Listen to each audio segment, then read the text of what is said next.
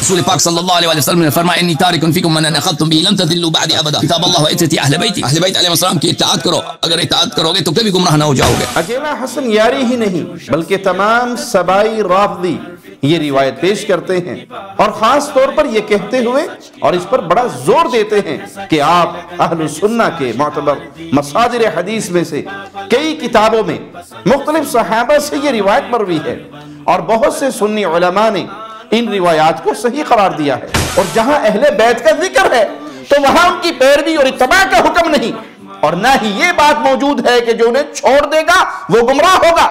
البتہ ان کے بارے میں اللہ یاد دلایا گیا تاکہ ان کی محبت و حقوق کی ادائیگی میں کسی قسم کی کوئی کمی اور کوتاہی نہ کی جائے۔ الحمدللہ اہل اسلام نے اہل بیت کی محبت میں کبھی کوئی کوتاہی نہیں کی، ان کی شان و عظمت و فضیلت کو ہمیشہ سے مانا اور بیان کیا۔ دوسری بات جو آپ لوگوں نے مشہور کیا ہے کہ آپ لوگ ایمان رکھتے ہیں قرآن کی عدم نقصان پر۔ آپ کا ایمان ہے صحیح ہے، لیکن یہ ایمان جو ہے اس کی کوئی دلیل نہیں ہے۔ الحمدللہ حمدا کثیرا طیبا مبارکا فی، یہ تو دشمن بھی مانتا ہے کہ قرآن کریم پر اصل ایمان رکھنے والے اہل سنہ ہے، الحمدللہ، لیکن یہ رافضی حسن یاری فتویٰ دیتا ہے کہ اہل سنہ کے اس ایمان پر کوئی دلیل نہیں۔ الحمدللہ دلیل تو اس قدر واضح ہے کہ روافض بھی ہمارے والا قرآن سامنے رکھ کر پڑھنے پر مجبور ہے۔ السلام علیکم ورحمۃ اللہ وبرکاتہ۔ ان الحمد للہ نحمده ونستعینه ونستغفره ونعوذ باللہ من شرور انفسنا ومن سیئات اعمالنا من يهده الله فلا مضل له ومن يضلل فلا هادي له، أشهد أن لا إله إلا الله وحده لا شريك له وأشهد أن محمدا عبده ورسوله، أما بعد۔ رافضی ذاکر حسن یاری نے اپنی اس تقریر میں آگے چل کر کہا، رسول پاک صلی اللہ علیہ وسلم نے فرمایا انی تارک فیکم من ان اخذتم به لن تضلوا بعد ابدا، کتاب اللہ و عترتی اہل بیتی، اہل بیت علیہ السلام کی اطاعت کرو، اگر اطاعت کرو گے تو کبھی گمراہ نہ ہو جاؤ گے۔ اکیلا حسن یاری ہی نہیں بلکہ تمام سبائی رافضی یہ روایت پیش کرتے ہیں اور خاص طور پر یہ کہتے ہوئے اور اس پر بڑا زور دیتے ہیں کہ آپ اہل سنہ کے معتبر مصادر حدیث میں سے کئی کتابوں میں مختلف صحابہ سے یہ روایت مروی ہے اور بہت سے سنی علماء نے ان روایات کو صحیح قرار دیا ہے۔ صحیح مسلم میں بھی یہ حدیث موجود ہے، اور ان احادیث میں کتاب اللہ کے ساتھ ساتھ اہل بیت کی اطاعت و پیروی کا حکم دیا گیا ہے، تو پھر آپ لوگ اہل بیت کی پیروی کیوں نہیں کرتے؟ اہل بیت کی روایات کو نظر انداز کیوں کر دیتے ہیں؟ ان سے تمسک کیوں نہیں کرتے؟ یہ روافض کا ایک عام اعتراض ہے جو عرصہ دراز سے ان کے چھوٹے بڑے اپنی کتابوں، تقریروں، تحریروں میں کثرت سے دہراتے جاتے ہیں۔ الحمدللہ علماء اسلام ہر دور میں ایسے اعتراضات کی حقیقت دلائل و براہین کے ساتھ واضح کرتے چلے آئے ہیں، ان کے جوابات دیتے آئے ہیں، لیکن روافض نے چونکہ صرف اعتراض کرنا ہوتا ہے، جواب کی طرف توجہ نہیں کرنی، بات سننا ان کا مقصد نہیں ہے، پروپیگنڈا کرنا اس کا مقصد ہے۔ اللہ تعالیٰ اہل اسلام مسلمانوں کو ان سبائیوں کے فتنوں اور فریبوں سے محفوظ رکھے۔ ہم انشاءاللہ بالکل عام فہم انداز میں اس اعتراض کا جواب عرض کرنے کی کوشش کریں گے۔ اللہ مالک سے دعا ہے مولا حق بات سمجھنے، اس کو اپنانے، اس پہ عمل کرنے اور اس کو آگے پہنچانے کی توفیق عطا فرمائے۔ جہاں تک تعلق ہے صحیح مسلم کی حدیث کا، جو سیدنا زید بن ارقم رضی اللہ عنہ سے مروی ہے، اسے اگر آپ اس کے اصل مصدر سے اور مکمل روایت کو دیکھیں تو پھر اعتراض کی کوئی گنجائش باقی نہیں رہتی۔ آئیے دیکھتے ہیں صحیح مسلم کی اس حدیث کو۔ صحیح مسلم میں فضائل صحابہ کے چیپٹر میں باب ہے فضائل علی کا رضی اللہ عنہ وارضاہ، انٹرنیشنل نمبرنگ کے مطابق 2408 اور دارالسلام کی نمبرنگ کے مطابق 6225۔ زید بن ارقم رضی اللہ عنہ فرماتے ہیں قام رسول اللہ صلی اللہ علیہ وسلم یوما فینا خطیبا بماء یدعا خما بین مکہ والمدینہ، ایک دن رسول اللہ صلی اللہ علیہ وسلم ہمارے درمیان خطبہ دینے کے لیے کھڑے ہوئے، مکہ اور مدینہ کے درمیان پانی کے پاس جس مقام کو خم کہا جاتا ہے، یعنی اس حدیث میں ذکر ہے خطبہ غدیر خم کا۔ فحمد اللہ واثنى علیہ ووعظ وذکر ثم قال اما بعد. نبی کریم صلی اللہ علیہ وسلم نے پہلے اللہ مالک کی حمد و ثنا بیان کی، وعظ و نصیحت فرماتے، ارشاد فرمایا اما بعد الا ایھا الناس فانما انا بشر یوشک ان یأتی رسول ربی فاجیب. اے لوگو خبردار رہو، میں یقیناً ایک بشر ہوں، قریب ہے کہ میرے رب کا قاصد آ جائے اور میں اس کا بلاوا قبول کر لوں. یہ آپ صلی اللہ علیہ وسلم کا اپنی وفات کی طرف اشارہ تھا. وَأَنَا تَارِكٌ فِيكُمْ ثَقَلَيْن، اور میں تمہارے درمیان دو عمدہ عظیم و نفیس چیزیں چھوڑے جا رہا ہوں. یہ دو عظیم ترین چیزیں کیا ہیں اور اس کے ساتھ ہمارا تعلق کیسا ہو؟ رسول اللہ صلی اللہ علیہ وسلم نے خود وضاحت فرما دی. اولہما کتاب اللہ فیہ الہدی والنور. ان دو عظیم چیزوں میں پہلی اولین چیز کتاب اللہ ہے، اس میں ہدایت اور نور ہے. بس اللہ کی کتاب کو لے لو، اسے مضبوطی سے تھام لو. زید بن ارقم رضی اللہ عنہ فرماتے ہیں کہ رسول اللہ صلی اللہ علیہ وسلم نے کتاب اللہ پر کافی زور دیا، اس پر عمل کی ترغیب دلائی. پھر فرمایا وَأَهْلُ بَيْتِي أُذَكِّرُكُمُ اللَّهَ فِي أَهْلِ بَيْتِي أُذَكِّرُكُمُ اللَّهَ فِي أَهْلِ بَيْتِي أُذَكِّرُكُمُ اللَّهَ فِي أَهْلِ بَيْتِي. اور میرے اہل بیت، میں اپنے اہل بیت کے معاملے میں تمہیں اللہ یاد دلاتا ہوں. 3 مرتبہ رسول اللہ صلی اللہ علیہ وسلم نے جملہ ارشاد فرمایا. اس حدیث میں دوسری عظیم و نفیس چیز کا ذکر اللہ کے نبی صلی اللہ علیہ وسلم نے فرمایا تو پھر ان کی اتباع اور پیروی کا حکم نہیں دیا، بلکہ ان کے بارے میں اللہ یاد دلایا. کیا معنی؟ ان سے محبت، ان سے اچھے برتاؤ کا حکم دیا، ان کے احترام اور حقوق کی ادائیگی کا حکم دیا. آگے مذکور ہے حسین بن صبرہ جو اس موقع پر ساتھ تھے، انہوں نے زید بن ارقم سے پوچھا اے زید، آپ صلی اللہ علیہ وسلم کے اہل بیت کون ہے؟ کیا آپ کی ازواج مطہرات وہ اہل بیت میں سے ہیں یا نہیں؟ تو زید بن ارقم رضی اللہ عنہ نے فرمایا نساؤہ من اہل بیتہ ولیکن اہل بیتہ من حرم الصدقۃ بعدہ. آپ کی بیویاں بھی اہل بیت میں شامل ہے، لیکن یہاں اہل بیت سے مراد وہ ہے جن پر نبی کریم صلی اللہ علیہ وسلم کی طرح صدقہ حرام ہے. سائل نے پوچھا وہ کون لوگ ہیں؟ تو زید رضی اللہ عنہ نے جواب میں فرمایا وہ آل علی، آل عقیل، آل جعفر اور آل عباس ہے. سائل نے پوچھا کیا ان سبھی پر صدقہ حرام ہے؟ تو زید نے فرمایا ہاں، ان سبھی پر صدقہ حرام ہے. یہ ہے خطبہ غدیر خم کا وہ حصہ جس میں رسول اللہ صلی اللہ علیہ وسلم نے ثقلین کا ذکر فرمایا، اور یہ حدیث آپ کے سامنے ہے. اس میں جہاں کتاب اللہ کا ذکر ہے وہاں اس کو تھام لینے، اس پہ عمل کرنے کا حکم ہے، اور اس کے تھامنے والے کے لیے خوشخبری ہے کہ وہ ہدایت پر ہے، چھوڑنے والے کے لیے وعید ہے کہ وہ گمراہ ہے. جیسے کہ صحیح مسلم حدیث نمبر 6227 اور حدیث نمبر 6228 میں ہے. اور جہاں اہل بیت کا ذکر ہے تو وہاں ان کی پیروی اور اتباع کا حکم نہیں، اور نہ ہی یہ بات موجود ہے کہ جو انہیں چھوڑ دے گا وہ گمراہ ہوگا. البتہ ان کے بارے میں اللہ یاد دلایا گیا تاکہ ان کی محبت و حقوق کی ادائیگی میں کسی قسم کی کوئی کمی اور کوتاہی نہ کی جائے.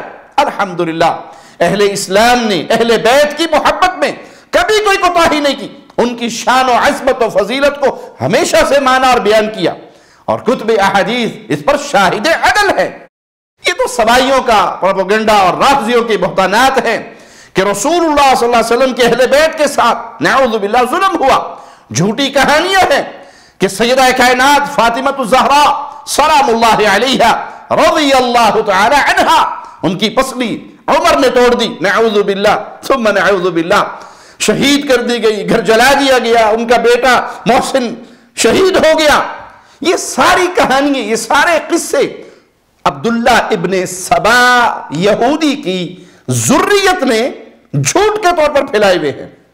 اگر واقعی ایسا کچھ ہوا ہوتا تو غور کرو، جس کی کھوپڑی میں ابھی عقل ٹھکانے پر موجود ہے اس کے لیے ہماری دعوت فکر ہے کہ غور کرو. سیدنا علی اپنی اور سیدہ کائنات فاطمۃ الزہرا سلام اللہ علیہا رضی اللہ تعالی عنہا کی لخت جگر ام کلثوم کا نکاح عمر فاروق سے کیسے کروا دیتے؟ اور سیدنا عمر کا نکاح ام کلثوم سے یہ ایسی حقیقت ہے کہ اہل اسلام کی کتابوں کے اندر تو یہ بات موجود ہے، یہ سبائی رافضیوں کی کتابوں کے اندر بھی موجود ہے۔ اگرچہ دن رات عداوت اور دشمنی کی جھوٹی اور من گھڑت کہانیاں سنانے والے، افسانے تراشنے والے سبائیوں کو یہ بات ہضم نہیں ہوتی اور وہ انکار بھی کرنے لگ جاتے ہیں، ان کہانی سازوں کی یہ حرکتیں گویا چاند پر تھوکنے کے برابر ہیں۔ تو یہ ہمیشہ یاد رکھیے کہ اہل بیت کون ہیں؟ قرآن مجید کی نص قطعی سے یہ ثابت ہے کہ نبی کریم صلی اللہ علیہ وسلم کی ازواج مطہرات اہل بیت کی مصداق ہیں۔ سورۃ الاحزاب کی آیت نمبر 33 میں مالک فرماتا ہے وَقَرْنَ فِي بُيُوتِكُمْ، اپنے گھروں میں ٹھہری رہیں، وَلَا تَبَرَّجْنَ تَبَرُّجَ الْجَاهِلِيَّةِ الْأُولَى، اور جاہلیت کی زینت ظاہر کرنے کی طرح زینت کو ظاہر نہ کریں، وَأَقِمْنَ الصَّلَاةَ وَآتِينَ الزَّكَاةَ وَأَطِعْنَ اللَّهَ وَرَسُولَهُ، اور نماز قائم رکھیں، زکوٰۃ دیں اور اللہ اور اس کے رسول کی فرمانبرداری کرتی رہیں۔ انما يريد الله ليذهب عنكم الرجس اهل البيت ويطهركم تطهيرا، اللہ تو یہی چاہتا ہے تم سے گندگی دور کر دے اے گھر والو اور تمہیں خوب پاک کر دے۔ قرآن مجید کی اس آیت سے ثابت ہوتا ہے کہ امہات المؤمنین رسول اللہ صلی اللہ علیہ وسلم کی ازواج مطہرات اہل بیت میں شامل ہیں، اور حدیث کسا یعنی چادر والی حدیث سنن ترمذی حدیث نمبر 3787 سے ثابت ہوتا ہے کہ نبی اکرم صلی اللہ علیہ وسلم نے اس آیت مبارکہ کے نزول کے بعد سیدنا علی، سیدہ فاطمہ، سیدنا حسن، سیدنا حسین رضوان اللہ علیہم اجمعین کو بلوایا اور انہیں ایک چادر کے اندر کر لیا اور دعا فرمائی اللہم ہؤلاء اہل بیتی، اے اللہ یہ میرے اہل بیت ہیں، ان پر سے گندگی دور فرما اور انہیں خوب پاک کر دے۔ اگر روافض کی یہ بات صحیح بھی فرض کر لی جائے کہ حدیث ثقلین میں واقعی اہل بیت کی اطاعت اور ان کی پیروی کا حکم دیا گیا ہے تو صرف پنجتن پاک کی ہی نہیں بلکہ ازواج مطہرات کی بھی اطاعت اور ان کی پیروی کا حکم بھی ثابت ہوتا ہے۔ اسی طرح اگر اس سے معصومیت ثابت ہوتی ہے تو پھر صرف پنجتن پاک کے لیے نہیں بلکہ ازواج مطہرات کی بھی معصومیت ثابت ہوتی ہے، صرف 12 امام کی نہیں بلکہ سیدنا علی کی ساری اولاد کی معصومیت ثابت ہونی چاہیے۔ لیکن روافض تو بس 14 معصوم یعنی 14 معصوم کا عقیدہ رکھتے ہیں، جبکہ حدیث ثقلین میں صرف اس بات کا ذکر ہی نہیں۔ روافض کی روایات میں قرآن مجید کو ثقل الاکبر کہا گیا۔ مثال کے طور پہ آپ ملا باقر مجلسی کی کتاب بحار الانوار جلد 23 صفحہ 140 پر روایت نمبر 89 دیکھیں۔ حدیث ثقلین میں یہ بھی مذکور ہے، سوال ہوا ثقل اکبر کیا ہے اور ثقل اصغر کیا ہے، تو نبی کریم صلی اللہ علیہ وسلم نے فرمایا الثقل الاکبر کتاب اللہ سبب طرفه بید اللہ وسبب طرفه بایدیکم۔ ثقل اکبر اس سے مراد اللہ کی کتاب، اس کا ایک کنارہ اللہ کے ہاتھ میں اور ایک تمہارے ہاتھوں میں، والثقل الاصغر عطرتی واہل بیتی، اور ثقل اصغر اس سے مراد میری عطرت اور میرے گھر والے۔ ان کی روایت کے مطابق بھی گمراہی سے بچنے کے لیے ثقل اکبر قرآن مجید ہے، لیکن سبائی رافضیوں کے نزدیک قرآن مجید میں تحریف ہو چکی ہے، یہ اپنی اصلی حالت میں باقی نہیں ہے۔ سیدنا علی رضی اللہ عنہ وارضاہ نے جو قرآن لکھا تھا وہ ان کی جھوٹی کہانی کے مطابق صحابہ نے بالاتفاق رد کر دیا تھا۔ بطور ثبوت ان کی اپنی من گھڑت کتاب سلیم بن قیس کا ترجمہ اسرار امامت کے صفحہ 102 اور 103 کو دیکھ لے، آپ کو تسلی ہو جائے گی۔ پھر جو قرآن مجید صحابہ کے پاس تھا وہی آگے نشر ہوتا رہا، جس کے بارے میں حسن یاری کہتا ہے ہمارے علماء، جی ہاں ہمارے علماء کا بہت آج بھی ہیں ایسے علماء جو قرآن کریم کو سمجھتے ہیں، قرآن کریم میں سے بہت ساری عرض کی گئی ہیں، وہ بہت کم ہے، پرانے زمانے میں بہت رہے ہیں، جی ہاں ہمارے پاس احادیث بھی بہت ہیں اس مسئلے۔ قرآن مجید کے بارے میں یہ ہے اس کا عقیدہ، اور صاف بتا رہا ہے کہ پرانے بہت سے ایسے شیعہ علماء رہے جو سمجھتے تھے کہ قرآن مجید میں بہت سی آیات حذف ہوئی اور احادیث کے نام سے ان کے پاس ایسا بہت سا مواد موجود ہے۔ مزید سنیے حسن یاری کیا کہتا ہے۔ یہ آپ کے علماء نے دیکھیں یہاں پہ 2 باتیں غلط مشہور کی ہیں آپ کے علماء نے۔ ایک شیعوں کے خلاف افواہ کہ ان کا قرآن اور ہے یا قرآن پہ ایمان نہیں رکھتے، اور ان کے پاس احادیث ہیں یہ نقصان ہے قرآن پر۔ بالکل ہمارے پاس احادیث ہیں، اس کو چھپا بھی نہیں کر سکتے، وہ احادیث موجود ہے، لیکن اس سے زیادہ تو آپ کے پاس احادیث ہیں۔ یاری صاحب کی عقل و شعور کو ملاحظہ کیجئے کہ اہل اسلام پر الزام تراشی کر رہے ہیں کہ ان کے علماء نے شیعوں کے بارے میں 2 غلط باتیں مشہور کر رکھی ہیں۔ ان میں سے علماء کرام کی ایک یہ بات ہے کہ جب وہ اہل ایمان کو ان رافضیوں کے باطل عقائد بتاتے ہوئے ان کی نام نہاد کتب احادیث سے دکھاتے ہیں کہ یہ لوگ اللہ کی آخری کتاب قرآن مجید میں تحریف کے قائل ہیں۔ ان کا باطل عقیدہ ہے کہ قرآن مجید سے بہت سی آیات نکال دی گئی، بہت سی آیات بدل کر لکھی گئی، ان کے چکر میں پڑے تو اللہ کے کلام سے بھی ہاتھ دھونے پڑیں گے۔ اسلام کی اولین بنیاد قرآن مجید ہے۔ جب ان کے نزدیک قرآن مجید اپنی اصل صورت میں موجود نہیں تو باقی اسلام کی کیا حالت ہوگی؟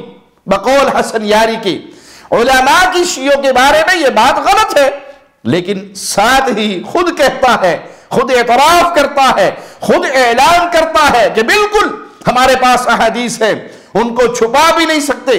اس کا یہ کلپ ذرا دوبارہ سنیے۔ یہ آپ کے علماء نے دیکھیں یہاں پہ 2 باتیں غلط مشہور کی ہیں آپ کے علماء نے۔ ایک شیعوں کے خلاف افواہ کہ ان کا قرآن اور ہے، قرآن پہ ایمان نہیں رکھتے اور ان کے پاس احادیث ہیں، یہ نقصان ہے قرآن پر۔ بالکل ہمارے پاس احادیث ہیں، اس کو چھپا بھی نہیں کر سکتے، وہ احادیث موجود ہے، لیکن اس سے زیادہ تو آپ کے پاس احادیث ہیں۔ آخر میں جناب نے ساتھ ہی یہ غلط بیانی بھی کر دی کہ آپ یعنی اہل سنہ اہل اسلام کے پاس تو اس سے زیادہ ایسی احادیث ہے۔ ہم صاف واشگاف الفاظ میں اعلان کرتے ہیں کہ کوئی ایک ایسی روایت کتب اہل سنت میں صحیح ثابت موجود نہیں کہ جس میں یہ بات ہو کہ قرآن مجید میں تحریف یعنی تبدیلی ہوئی، یہ قرآن مجید ناقص ہے۔ اگر سبائی رافضی سچے ہیں تو ایسی کوئی بات دکھائے، پیش کرے، عوام کے سامنے لے کر آئے۔ جس طرح آپ کے نوری طبرسی نے فصل الخطاب میں جتنی روایات اپنی شیعہ کتب سے تحریف قرآن ثابت کرنے کے لیے نقل کی، سنی کتب میں اس کا 0% بھی نہیں، الحمدللہ۔ اور جن روایات سے سبائی رافضی شیعہ عوام کو دھوکہ دیتے ہیں ان میں تحریف والی کوئی بات سرے سے موجود نہیں ہے۔ اس کی تفصیل ہم انشاءاللہ الگ سے بیان کریں گے۔ آپ حسن یاری کی طرح دوسری بات کو ملاحظہ کریں۔ دوسری بات جو آپ لوگوں نے مشہور کیا ہے کہ آپ لوگ ایمان رکھتے ہیں قرآن کی عدم نقصان پر۔ آپ کا ایمان ہے صحیح ہے، لیکن یہ ایمان جو ہے اس کی کوئی دلیل نہیں ہے۔ الحمدللہ حمدا کثیرا طیبا مبارکا فی، یہ تو دشمن بھی مانتا ہے کہ قرآن کریم پر اصل ایمان رکھنے والے اہل سنہ ہے، الحمدللہ۔ لیکن یہ رافضی حسن یاری فتویٰ دیتا ہے کہ اہل سنہ کے اس ایمان پر کوئی دلیل نہیں۔ الحمدللہ دلیل تو اس قدر واضح ہے کہ روافض بھی ہمارے والا قرآن سامنے رکھ کر پڑھنے پر مجبور ہے، لیکن اس کی یہ بات واضح کر دیتی ہے کہ اس کے نزدیک یہ ایمان بے دلیل ہے، مطلب یہ عقیدہ صحیح نہیں۔ اور صحیح عقیدہ یہی ہے کہ قرآن نعوذ باللہ تحریف کرتا ہے، اس میں نقص ہے، نعوذ باللہ ثم نعوذ باللہ، وگرنہ یہ ہمارے عقیدے کو کبھی غلط نہ کہتا۔ اب یہ کس منہ سے حدیث ثقلین سناتے پھرتے ہیں، جبکہ ان کے نزدیک ثقل اکبر جو گمراہی سے بچانے والا اور ہدایت میں قائم رکھنے والا تھا، پہلی عظیم چیز تھی، وہی اپنی اصلی حالت میں باقی نہیں رہی۔ اہل اسلام کو دعوت غور و فکر دیتے ہوئے ہم عرض کرتے ہیں کہ سبائی رافضیوں کے عقائد و نظریات، ان کے عزائم و مقاصد بڑے ہی خطرناک ہیں۔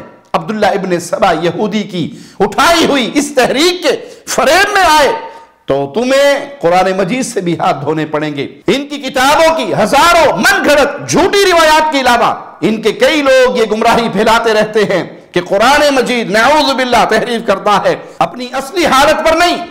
بغض صحابہ میں ایسے مرے جا رہے ہیں کہ اسلام کی بنیادی کتاب قرآن مجید کو بھی مشکوک کرنے کے در پہ ہیں، کیونکہ قرآن مجید کو جمع کرنے والے صحابہ ہیں۔ ہم اکثر یہ بات دہراتے ہیں کہ ان کی دشمنی قرآن سے ہے۔ صحابہ سے دشمنی کی وجہ یہ ہے کہ صحابہ اس کتاب کو اپنی قلموں سے، اپنے سینوں سے، اپنی زبانوں سے یاد کر کے، محفوظ کر کے آگے پہنچانے والے تھے، تو صحابہ سے دشمنی اصل میں قرآن سے دشمنی ہے۔ صحابہ کی ذات کو مشکوک بنا کر پیش کرنا، اس کے پیچھے مقصد یہ ہے کہ صحابہ کی ذات کو مشکوک بنا دیا جائے تاکہ اللہ کے کلام کے بارے میں لوگوں کے دلوں میں شک پیدا ہو جائے۔ یاد رہے کہ ان کے کچھ لوگ جو دنیا کے سامنے آ کر یہ کہتے ہیں کہ یہی اصلی قرآن ہے، اسی پر ہمارا ایمان ہے، تو یہ ان کا جھوٹ ہے۔ یہ اپنا اصل عقیدہ چھپاتے ہیں اور جھوٹ کو ظاہر کرتے ہیں تاکہ دنیا کے سامنے ان کی حقیقت سے پردہ نہ اٹھ جائے، دنیا ان کو ان کے اس جھوٹے دعووں کی بنیاد پر اپنے جیسا بھائی خیال کرتی رہے، تسلیم کرتی رہے۔ حب اہل بیت کے جھوٹے نعروں کے ذریعے یہ لوگ اسلام کی بنیادیں ڈھانے میں لگے ہوئے ہیں، لیکن قرآن کی حفاظت کا ذمہ اللہ نے لے رکھا ہے۔ قیامت تک یہ دین قائم رہے گا، کتاب و سنت منزل من اللہ ہے اور اس کا محافظ بھی اللہ ہے۔ کچھ لوگ ان ظالموں کے پیچھے، ان سبائی رافضیوں کے پیچھے چل کر اپنے ایمان کا بیڑا غرق ضرور کریں گے اور دنیا اور آخرت برباد کر بیٹھیں گے، لیکن اللہ اہل ایمان کو ان کے شر، ان کے فتنوں سے محفوظ رکھے، کتاب و سنت پہ قائم رکھے، کتاب و سنت کا داعی بنا کر رکھے، کتاب و سنت کا عامل بنا کر رکھے، کتاب و سنت کو اپنے سینوں سے لگا کر ہمیشہ اس کا چوکیدار بنا کر رکھے۔ اسی حال میں اللہ زندہ رکھے اور اسی مبارک حال میں اللہ موت دے کہ ہم کتاب و سنت کو ماننے والے، آگے پھیلانے والے ہوں۔ اقول قولی ھذا واستغفر اللہ لی ولکم ولسائر المسلمین۔ ہر لمحہ قرآن اور سنت کا ترجمان، فضیلت الشیخ توصیف الرحمان۔